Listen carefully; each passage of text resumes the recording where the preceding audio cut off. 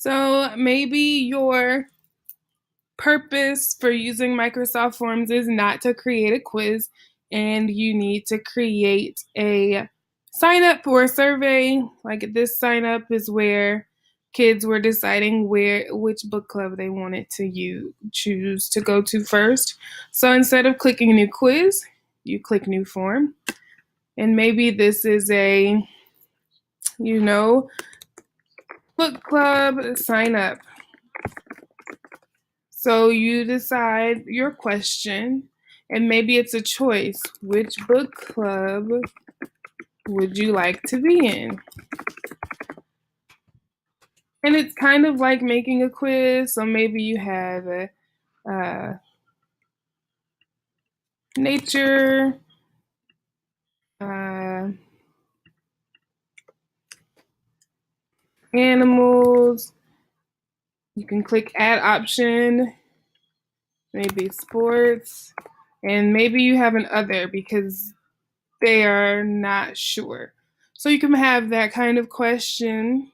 You could allow them to pick multiple answers. That way, if too many people pick one group, you have another group that you can use. Or you could do a rating and just put the list of groups and have them rate them on the stars.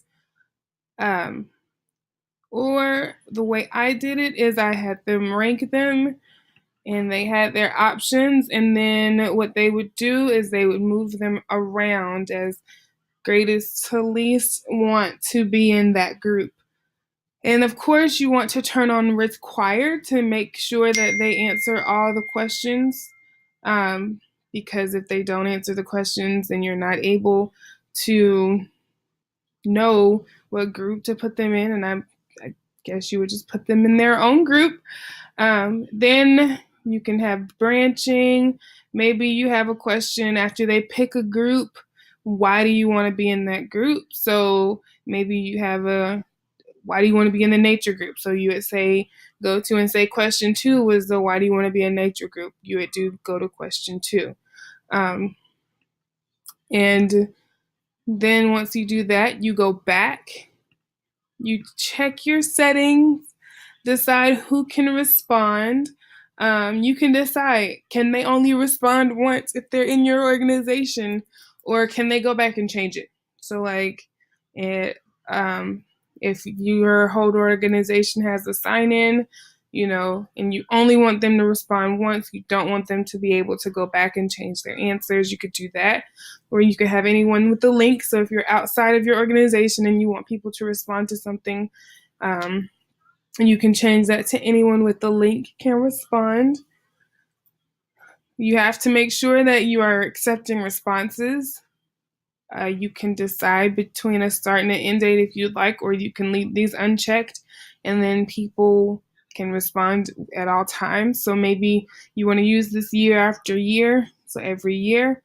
You can do a start and end date. You can also just duplicate this.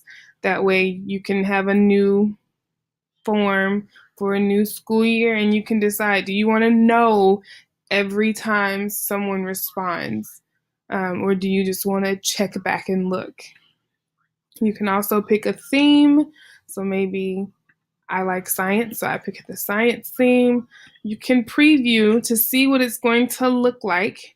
And as I was talking about question 3, the students can move the options around to show, okay, I really want to be in this group more than I want to be in option 2 group. And then they click submit. You can also see what it would look like on a mobile device if you were worried about what it would look like on a child's mobile device. And then you decide how to share it. You can copy and paste the link if you are expecting people to type it. I would go and make this link into a bit.ly because the Microsoft Forms link, they're very, very long. And by making it into a bit.ly, it makes the link a lot shorter and easier for people to type. You have the option of printing out a QR code for people with a phone or a tablet to access your form. You can embed the code into a web page or a Sway so that it's right there for people to do. They don't have to leave anything to answer, or you can send an email. And if you're making this form for like multiple people to use, you can share it as a template. That way, when they click that link, it automatically duplicates the form into their files so that you're not getting all the responses for everybody's students. You just get yours. Or if you want people to help you work on this, you can click share to collaborate and get a link and copy and paste it, and then people can collaborate with you and view and make changes on their end as well. And that is how you create a Microsoft form or survey for students to use in their classrooms.